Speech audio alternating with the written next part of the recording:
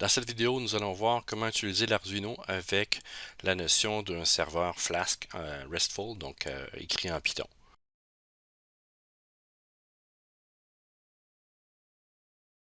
Ce que j'ai fait dans une vidéo précédente, c'est que j'ai monté ce serveur-là sur un Raspberry Pi.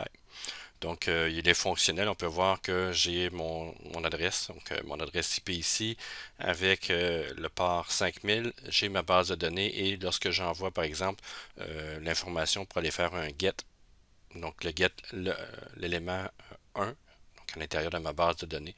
Si je fais envoyer, ça me retourne ici ville de Montréal et j'avais fait la notion de température aléatoire, donc température 27 ici, humidité 70. Donc ça fonctionne.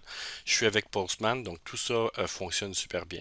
Maintenant, si je veux faire la même chose pour aller chercher cette information avec l'Arduino, bien c'est relativement simple. Ce qu'il me faut, c'est je vais remonter ici, donc je vais vous montrer le code.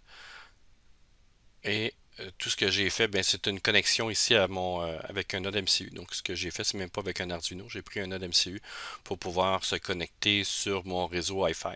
Donc qui est un peu plus haut. Donc j'ai les notions de SSID et mon password.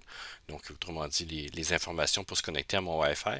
Et par la suite, ben, j'ai démarré tout simplement un serveur Wi-Fi qui est là.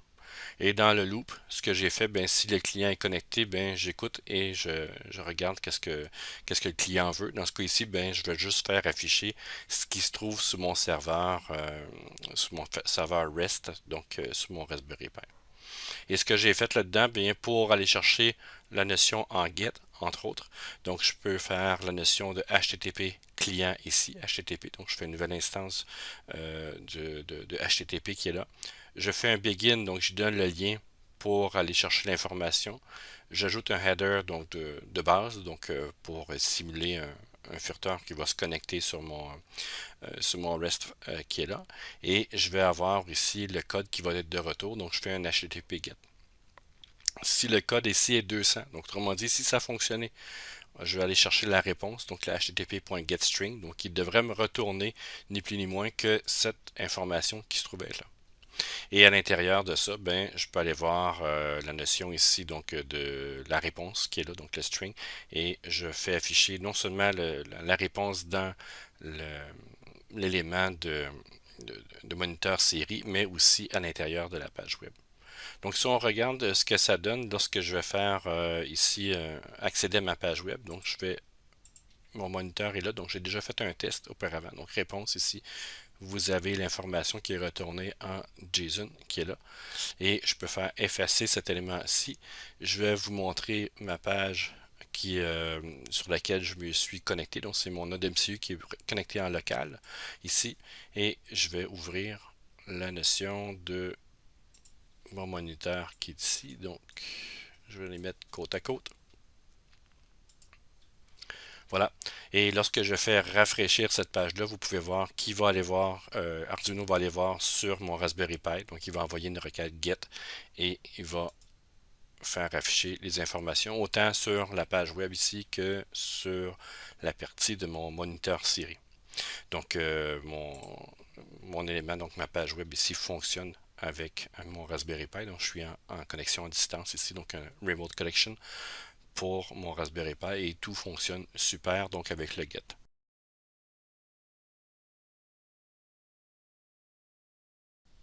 Pour la méthode put, c'est assez simple, donc j'ai toujours le même code que j'ai fait auparavant. La seule chose que j'ai changé, c'est de faire le client, donc c'est toujours là. J'ai mis les infos ici. Donc ça, on pourrait le faire par programmation, mais je l'ai mis en dur ici à l'intérieur du code. Donc ville Québec, température 25, humidité 70 par exemple. Et je fais un client HTTP, j'envoie la base ici, ben, le begin, je mets, ben, j'envoie pas tout de suite là, mais je fais un begin pour préparer ma requête. Donc je mets un point d'interrogation et je lui fais aussi le plus info qui se trouve être là. Donc le header, je fais un header de type textplain, donc de type texte.